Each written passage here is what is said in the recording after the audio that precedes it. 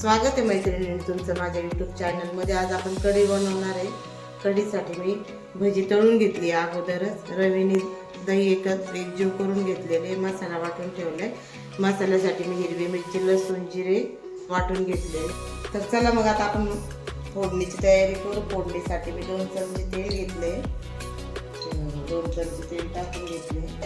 मोहरीचा 1 चमचा तडका देऊ आपण। मोहरी तडकायला लागली, आपण आता कढीपत्ता टाकू। मिक्सरमध्ये जे वाटण काढलं ते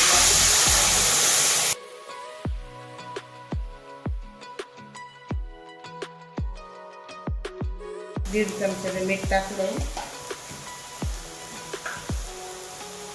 1/2 चमचे हळद,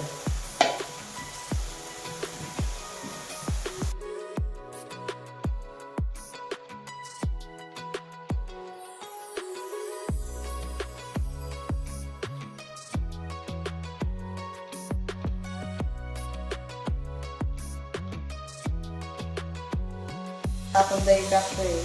रवीने 1 दिवसानं फेटून घेतलेले।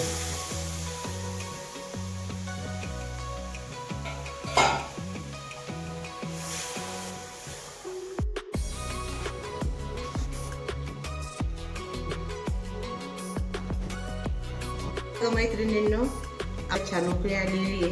2 मिनिटं उकळून झालेली, मी त्याच्यात आता भजी सोडते।